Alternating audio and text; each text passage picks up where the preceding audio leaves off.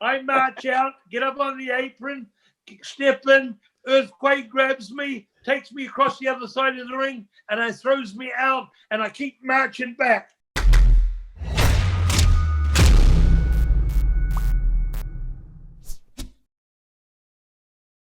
Here I am, I'm with my mates and talking to Chris.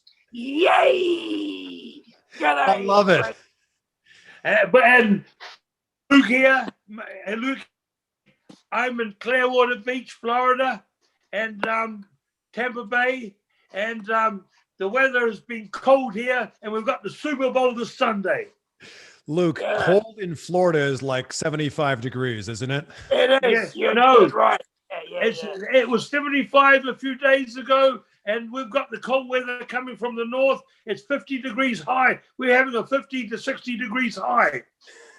So, Butch, you're in New Zealand right now, and you'll have to forgive me because probably for the first 15 years of my life, me, like a lot of other people, thought you guys were from Australia. I'm so sorry. Oh, don't worry, mate. They did that all the time.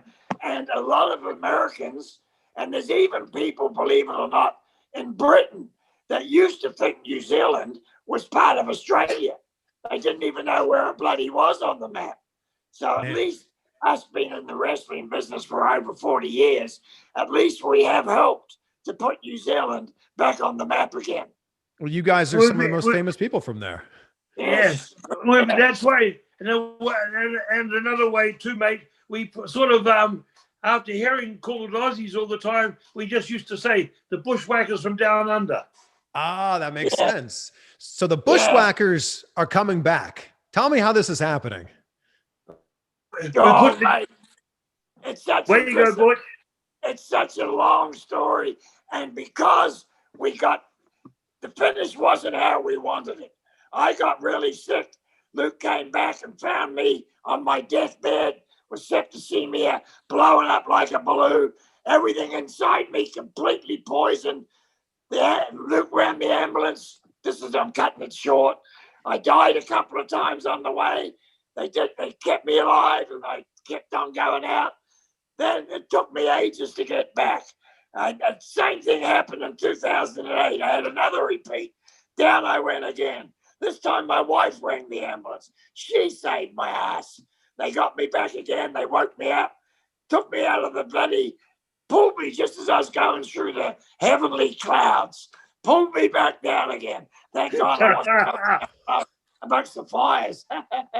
Anyway, and then for many years I've been in the sharing sheds getting mended. You know, they've been doing this, they've been doing that, getting this fixed, get that fixed. So, and the people have showed me nothing but love, tons of love. So Luke and I want to give some of that love back to people, especially with this horrible virus going around. So we thought a lot of people know the Bushwhackers. Hardly anybody of those people know the Sheepherders. Let's do it all. Let's give them some Bushwhackers, some Sheepherders, some Sheepwhackers, some bush herding. We'll do it all. It doesn't matter. Whatever they want, we'll give it to them. So we're ready to travel again, to do some marching, plenty of stomping, and a lot of whoa and yay. If the virus is over, we'll be back to give them a bloody good bushwhacker licking. Yay. Luke, is the plan for you guys to work matches together? No. I'm in the ring still, mate. Yeah, I've been lucky. The man upstairs has kept me mobile. I've replaced a few parts, but I've been mobile and that. I'm going to be in the ring. If they want us in a wrestling event, I'm in the ring. Butch is on the outside. And if it gets out of hand, Butch will be whacking them with the New Zealand flagpole. Well, the sheepherder days when we were violent and vicious, one of the most hated teams in North America, that'll be coming back. If they get out of hand, Butch will be hitting them with a flagpole. And the pole's not a piece of wood. It's a piece of steam pipe. I don't want no one beating on my cousin Luke. So I'll have to do anything I can to protect my cousin and my mate and my wrestling partner for bloody near 50 years. You know, you can't think of the Bushwhackers without thinking of the face licking, the head licking. And in this time that we're living in right now, I unfortunately think that you guys can't do that anymore. Exactly. Hey, we will have to put a limit on that, mate, unfortunately. Mate, a lot of people have got photos of Butch licking me and that and put them up on Facebook, and it's got the Bushwhackers started the spread of the virus, and it's got Butch licking me. All because of you guys. And mate, I've even licked President Clinton's pussycat, and we went to the White House for an Easter egg hunt and for the kids, because we used to do a lot of that as the Bushwhackers. We'd go to hospitals and go through cancer wards and cheer up kids and make a wish, and we're doing all sorts of things like that. One time they sent us to the White House, and all the kids are there, and we're doing our whoa, yay. Next minute out comes the security with this cat on a leash, not a dog, but a cat. Because I love animals. And they said, oh, this is President Clinton's daughter's cat. And I forgot the name of the bloody cat, but it was a lovely cat. I said, would you mind if I picked that cat up? And of course, they were Bushwhacker fans. They said, no, go ahead, mate, go. So I picked up the bloody cat, and I gave it a good old Bushwhacker sliming right from one side of its furry head to the other side of its furry head. I did not go below the tail. That I can assure you, Ash. I kept up high amongst the head. Well, they laughed, and it was on the WWE Wrestling magazine on the front page. They blew it up, and not only did I wrestle him, lick him. I've licked Vince McMahon. I've licked his son. I've licked his daughter. I've licked his wife. George Steinbrenner.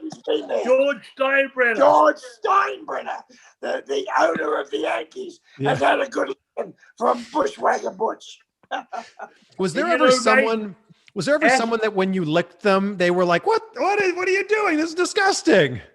No, they all sort of knew. Even though once they got slimed, they would usually pull a face, but they just went along with it, believe it or not. But as you said, if you did it right now today, oh my God, I'd be arrested. Hey, Ash. I'm sure that's how I ended up with that septicemia. I'm sure some of them, because some of them didn't taste that bloody good, Ash, I'll tell you that.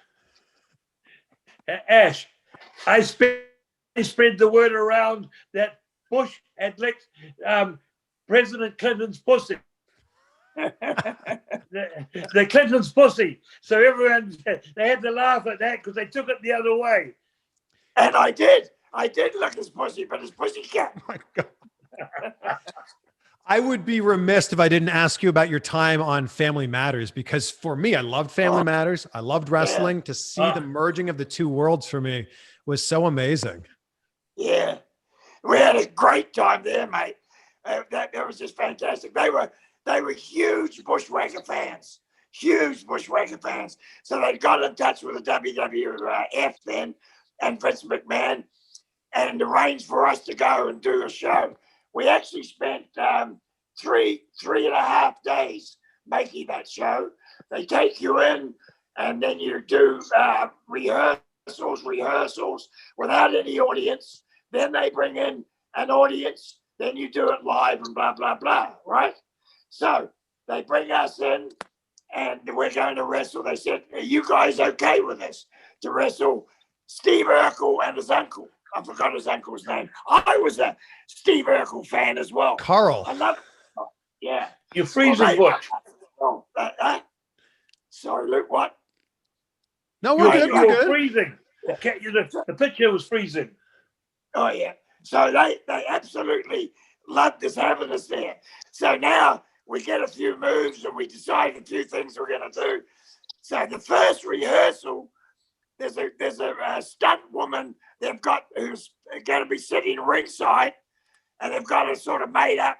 And when we, get the and from New Zealand with a combined weight of blah, blah, blah, Luke and Butch, the Bushwhackers, and the music hits, and we come marching out, And when there was an audience, they went crazy. But so we're making out that there's an audience. All of a sudden, she pops up in front of us. So me, being stupid again, I grabbed her and I gave her this huge big licking right over her face.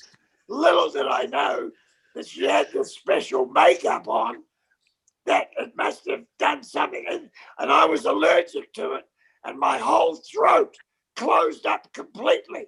Oh, so now no.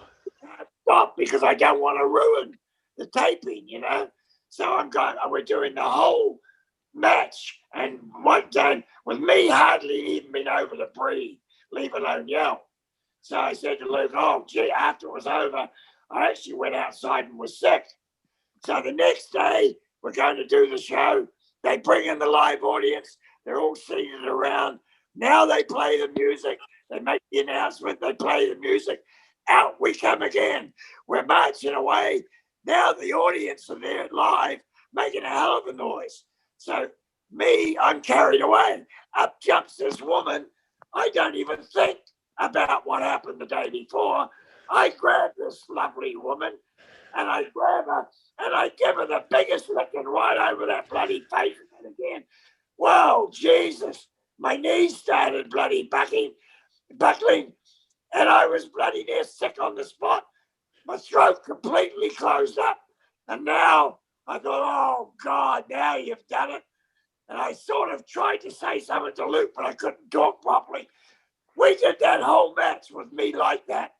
And that's how it was. And it turned out we had a lot of fun.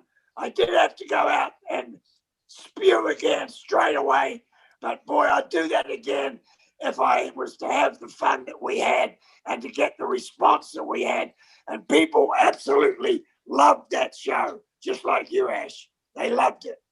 And your words in that, you had to say 3 words. I hate cops. Yeah. That's the only 3 words, luckily, I had to say. And what a job I had saying that. You guys were so incredibly popular in the 90s. And I'm really curious, Luke, was there ever talk of turning the Bushwhackers heel during your run? No, there wasn't. We suggested the end when the booking slowed down in 1996. We suggested to Vince about turning to heels. And he said to us, you are over so strong as baby faces, the people won't accept it. Yeah, he said any other team we could do it with, and we've done it with many teams. But he said, you guys are so over that we don't need to do that at all with you. We'd be wasting our time. And they wouldn't accept it at all. Same as with our tag team belts. Even though we were supposed to have the tag team belts a couple of times, Vince said, you guys, what do you need the tag team belts for? They love you. They can't love you any more than that. So, and the noise, Ash, and the greetings that we got, and the greetings that they'd give us in the airports, wherever they saw us, they'd be tapping us on the shoulder, some guy in a business suit, briefcase, going through the airport, and he want to say, listen, guys, I don't want to hold you up. I know you're in a hurry. I just want to say thank you so much for entertaining me and my whole family, my wife, my children, my parents. You and Luke make us all watch that TV, and we all get our sense of achievement, and we get satisfaction out of watching you guys. And every time we're there, we love you guys, and we can't switch it off. Yeah. You've got us hooked. So what can you say to that? You can't say anything. As you mentioned, you guys were so over in WWF. I'm really curious if WCW contacted you guys after you were released from WWF. No. When we were released, and that we were WWF guys. We'd worked for that company before, WCW. That was NWA. Which NWA became WCW when Turner took over, and that we were there and we were working with the Twin Towers. We just started an angle with the Twin Towers. That was Lex Luger and Barry Windham at the time, and call from Vince. And you know, NWA was a wrestling company, you know, pure wrestling. Yeah. But WWF, you became a, you know, and we'd be, it was a different together, you know. You in NWA around, you know, they don't know you like they do in WWE or WWF. That's how it was in the 80s. You know what I mean? It was amazing it's amazing what a change it was. We went on shows that we never thought we'd go on, and that was sportsman dinners and different functions, toy functions, you know, where they have all the companies and all the toys and all the media from around the world coming to buy stuff. We went to these things, and it was Vince got us into a lot of other things apart from wrestling. Baywatch as well. Yes. Yeah. The Bushwhackers was so incredibly popular, but also so different from your original gimmick as the Sheepherders. So when you came into WWF, was it Vince's idea to turn you guys babyface and also make your characters vastly different from what we had seen before? Not at all. Go ahead, Luke. Yeah. He gave us the name. Funny part is, we saw Vince, and then we went home, and then the contracts arrived, and the Butch, he says, we got some contracts, but they must have sent them to the wrong. It's got the Bushwhackers. And then I said to Butch, Vince wants to own us. Anyhow, he never gave us the gimmick. He said, I want you between the Moondogs and the Sheepherders. The Sheepherders have been on Ted Turner's network off and on for 10 or 8 years, for 8 to 10, 9 years, since 79. We've been working on TBS. And then the Moondogs have been on USA Network for about 5 years. And Butch said to me, hey, we got to create something different. Hence, we came up with that whole gimmick. Yes. Who came up with the walk? Well, I did, because I've always walked a bit strange anyway, Ash. I was born with pretty screwed up feet, to be honest. If I had been a horse, they would have shot me. So luckily I wasn't. And I can't go, but I'm very good at going, ma, ma. And I can't say that too loud, because as soon as Luke hears that, he gets very excited. But so I've always walked a little strange. I've always swung my arms a little bit as a heel. And when I first started wrestling, Luke had he had the pretty boy, Gorgeous Joy thing, Gorgeous George. And he was Sweet William or Gorgeous Teddy Williams. So he had that going. I mixed my crazy type of style in with his, and we became Sweet William and the Brute, and then we became Sweet William and Crazy Nick Carter. And he used to take me to the ring, lead me to the ring on a collar and chain, on a leash. And by the time we got to the ring, and I'd be pulling and I'd be and running at the people and running through the chairs at ringside. The time we got to the ring, I was bloody blowing up, and we had to have the match yet. So Luke was in the right thing again. So that's where it really started. My style was born from the Sweet William and Crazy Nick Carter, and we mixed. I could not do Luke's gimmick because everybody used to say, "Why don't you try and do Luke's gimmick and be a pretty boy?" And I'd say, mate, 1, look at my face. 2, I'm too butch. And they all used to tell me that. All the guys who were a bit gay, I used to say, well, look, how come you're always after Luke, but not me, as a joke? And they say, Butch, you're too butch. We had the Beauty and the Beast gimmick, and people bought it the Beauty and the Beast. The Royal Rumble was just, the other day, and it's hard to think about the Royal Rumble without thinking of your elimination, Luke. And I'm curious to know what the original plan was going into that, because was that the plan, or did you just kind of roll with it? No, it was. They said we only watch it for a short time. So this is funny. Butcher's already out there. Butcher's already out there for 20 minutes. I march out, get up on the apron, step in. Earthquake grabs me, takes me across the other side of the ring, and it throws me out, and I keep marching back. Now, I was only in the ring for 4 seconds. Butch was in the ring for another 5 to 6 minutes. Tell him, Butch.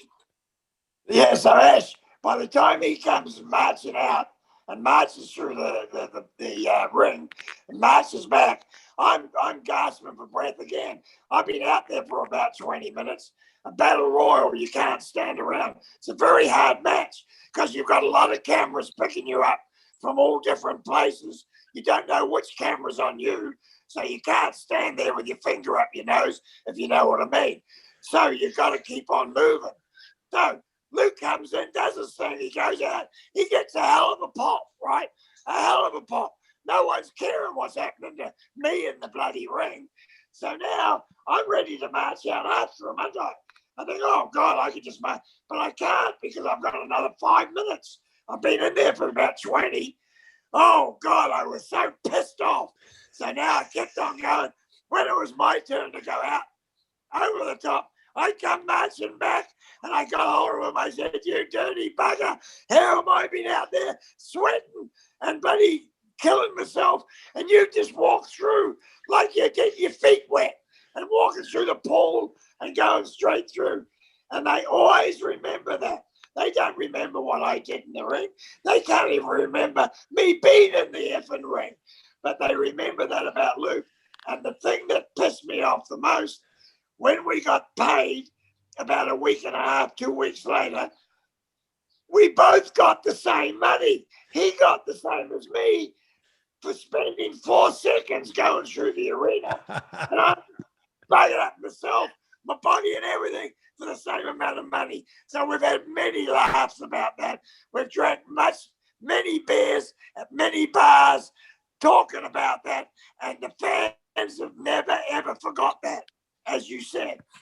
They've never forgot it. Well, excuse me, mate. There's a highlight I'd like to mention that will be remembered for our lives in the business. Apart from going in the Hall of Fame, and that was going into the Wembley Stadium for the last show ever in the old Wembley Stadium before they pulled it down. And I think it was a SummerSlam 90. Yes.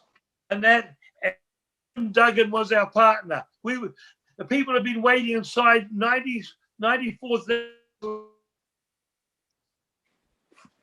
And then we were the first match. Tell them, Butch. Oh, yeah, you keep on going in and out, Luke. I don't know if it's coming over or not. But this is what happens in COVID. It's okay. We're rolling with it. No worries, mate. So now it's Hacksaw Jim Duggan and the Bushwhackers against the Nasty Boys and the Mountie Jacques Roddick. And so they decide... Jacques Rougeau. Jacques Rougeau, I'm sorry, Jacques Rougeau. And what they're going to do, they're going to put us on first because they want us to kick the people off. They want us to start the show and get them moving. And they wanted to set it on fire right from the start. So they play our music. Next minute, they do the announcement, from New Zealand. But say up march Luke and I. 96,000 people, Ash, all stood up and started marching. 96,000 people are swinging their arms. 96,000 people are screaming at the top of their head. And following us is Hacksaw Jim Duggan with his USA flag. And he's got his big hunk of Formula 2 hanging over his shoulder. And they're popping even more. We all get into the ring, and Luke and I, we get Hacksaw to bend over. We rub Hacksaw's head. We both bend over. Hacksaw gives us a rubbing of our heads. Then we point to one of the ropes. We all march, bushwhacker style, even Duggan, to one of the ropes. And I started off and I go, whoa! And then Luke gets next and he goes, yay! And then to finish it off, Hacksaw Duggan comes out, pokes his chest up, and he goes, ho! So we did that, Ash, from rope to rope to rope, and they were going absolutely crazy. And unfortunately, we still had to start the match because we were all getting carried away with us. The noise was just deafening. And the match carried on, and that noise stayed the whole time the match was on. It was unbelievable. And what a kickoff it was to that particular night in Wembley Stadium. A tremendous, tremendous night. You guys are so legendary with what you've done as a tag team. And I'm really curious to know what you think of the current state of tag team wrestling. Current state will make they haven't got the teams. When we were there was quite a few teams. You know, we had Demolition, we had the Rockers, we had 92 the Road Warriors, and then there was the blonde kids, the Brain Busters, the Beverly Brothers, and then came the Nasty Boys. We had a lot of tag teams. Today there's only a few tag teams. You know, they've got the Champs, the colored, and then they've got New Day, and they've got a couple of other teams. Vince has never done the emphasis on the tag teams like his dad did. You know, back in those days, before we come, the tag teams were main events. But Vince, when we were there, Vince would put Hogan with Randy for a main event. He would put Hogan with the Warrior. You know, to me today, the tag team and the psychology is gone. What would they don't? It seems to be the trouble, Ash. They're very good wrestlers for what they do. They look great, and they're fit as hell. They haven't got the chance to get the experience that we had.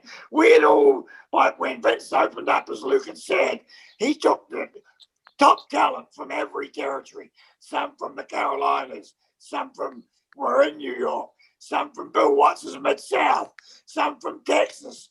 AWA. So done main event. Everybody had been main event in all these territories. So it was main event from the first match to the last match. Everybody on that card worked main event. But these guys today, unfortunately, they don't have those territories. It's not their fault. They're just not open anymore.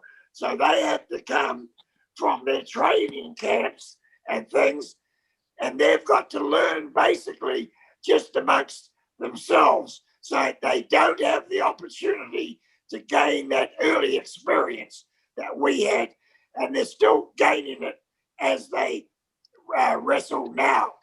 Even though some of the moves that they do, and they're such good athletes, we couldn't do some of the moves that they do, but unfortunately some of them do them when they really, it's not time for it, but that's to do with experience.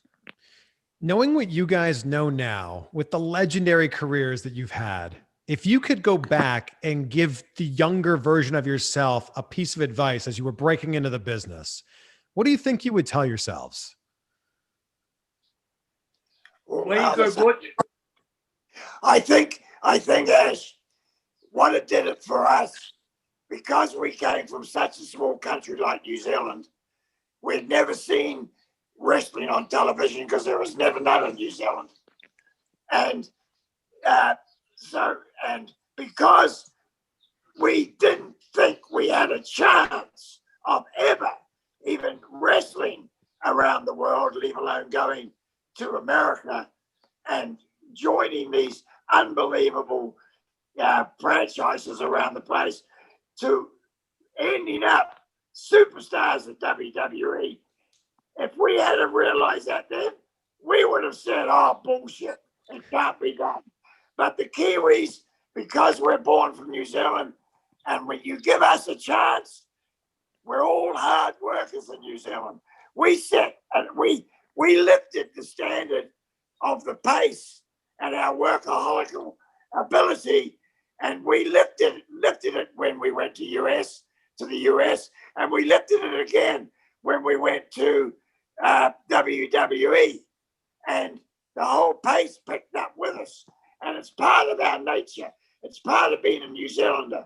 It's to do with Edmund Hillary, the first man to ever climb Mount Everest. It's the same thing. We've got that drive built in us, and we give it 100%. And if we did it again, I'm sure we would do it the same way. We were always honest. We never screwed any promoter. We always gave 110%, and we kept to our word, and we kept faith with each other. They tried to switch us many times and get one of us to turn on the other. And we said, no, we're a tag team. We're partners. We're in this together. We're in this for the long run. Let's see where it takes us. And we realized we had reached the pinnacle in 2015 when we got brought into the WWE Hall of Fame. That was the top of the mountain. That was how we think Hillary must have felt when that flag was flying next to him, and he stood there, the first man to conquer. And we were the first men from down under, from New Zealand, from Australia, from this end of the world, to be inducted into the WWE Hall of Fame and be inducted by our own peers in the world professional wrestling. We were going to get inducted into that just before this virus hit, and we were picked by our own peers, the top of the talent, to be the greatest tag team ever of the modern era. That is yet to be put on us, but we have been picked, and we will be inducted when they allow it to happen. Would you give yourself, Luke, any advice early on that would change something for you? No, not really, mate. Hey, it was a long road. We've been together from '66, and that we were lucky. We started in New Zealand, and Jim Barnett, the gentleman that owned WCW, he was in Australia, and this was when the Vietnam War was going on, and we'd go to Australia and we'd work with some of the Americans. So we were lucky when we came over we were brought over here by two Canadians, the Vachons, Morris and Butch Vachon. You ever heard of them, mate? Well, I related to Luna Vachon, right? Yes, that's her daughter. That's yeah. that's Paul's. That was Paul's daughter, Butcher Vachon, and they had a company in Montreal, and we didn't know this at the time. They were running 3 towns a night, and there was another promoter, the Rougeaus, in Quebec too, and Killer Kowalski was the main villain there, who we'd known from Australia, and the top babyface good guy was Andre the Giant. Now this was 1972. 1990, Andre spent 3 months in New Zealand, and Butch and me worked against him all around the country in New Zealand. So when we got there, we had those 2 guys who took care of us, and of course we got a good push at the start. It was Sweet William and the Brute. I led the Brute was changed to Crazy Nick Carter. I led Butch around on a chain, and one of the other towns, there was 3 towns a night, and one of the other towns we were one of the main tag. They'd have a single main and then have a tag, and we would be one of those matches. And there was a lot of great guys there, a lot of names from all over the world. We didn't know till later that was the hottest spot in North America at the time. Toronto, Maple Leaf Gardens, and Quebec. That's where I'm from. I'm from Toronto. Are you? Oh, good. I'm Yeah. up there all the time. I'm up there in Toronto all the time, mate. George Chavallo is a good friend of mine. Wow. You're probably there more than I am. I live in California now. You're probably there more than I am now. Well, I haven't been since the virus, mate. I was there in February last year, but for some trade shows. I was selling television for a company there, and with Quebec, the people from Quebec and Ontario were coming to buy programming, and that was my last time up there, But I talk to my friends there all the time. Well, as we wrap this up, Butch, we started this interview talking about, you were having some health issues and, you got called back from almost being in heaven. We're so glad that you didn't finish that journey.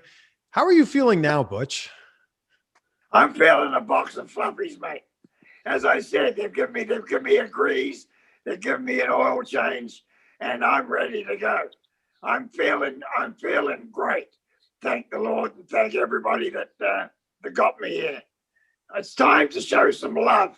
It's time to say thank you, guys, because without the fans, the Sheepherders, the Bushwhackers, the Kiwis are nothing. It's the fans that made us and led us on. And they led us on in the incredible journey I've already told you about. And so, mate, we've got to say thank you, guys. We've got to show them that we're still doing it. We're still whacking it. We're still romping and stomping. And we just want to see them. And trust me, if the virus is around, stay clear of me. Because unfortunately, I still have that licking craziness that I can't control. Yay. If they want it, mate, Ash, if they want to get hold of us, they have to go to bushwhackerbrand@gmail.com. Bushwhackerbrand@gmail.com. There we go. I look forward to seeing you guys whacking it up out there. Ash, we're in California as well. We're booked in California. Bush. Yeah. We have that book coming out. We'll start with Butch and then we'll end with Luke. Okay. Hey, we've got our book coming out here, and it's called, it's a Bushwhackers book. It'll be out this year, and it's going to be called Blood, Sweat, and Cheers, the Bushwhackers. And in that, Ash, you are going to be laughing, crying, everything. Boy, oh boy, we got some tales that have never been told, shouldn't be told, and tons that are going to be told. Exactly, mate. And we're looking forward to that book coming out, and we're looking to tour around the country. So just go to bushwhackerbrand@gmail.com. Gentlemen, this was a pleasure. Thank you so much. And thank you for all of the memories. I just want to acknowledge you for some of my fondest childhood memories as a wrestling fan were me walking around my house doing this. So thank you guys so much. Hey, mate, you better cut this short, mate, and get back in the gym and pump those arms up. I know they're looking a little small, aren't they? Oh, hey, that's impressive. Good on you, mate. I like it. Good guys. Hey, good on you, mate. I owned a gym up to a year ago, and that on Clearwater Beach, Florida, and with a Hulkster training there 4 days a week. And it was great times. Hey, I go to the gym 4 or 5. Butch still goes to the gym, and that four times a week. That's the way to stay healthy. Look forward to seeing you guys back in the ring. I can't wait. Thank you, mate. Thank you. Good to see you. To see you is good. See you, mate. Yay! And it's out from Bushwhacker Luke. Yo! Yay!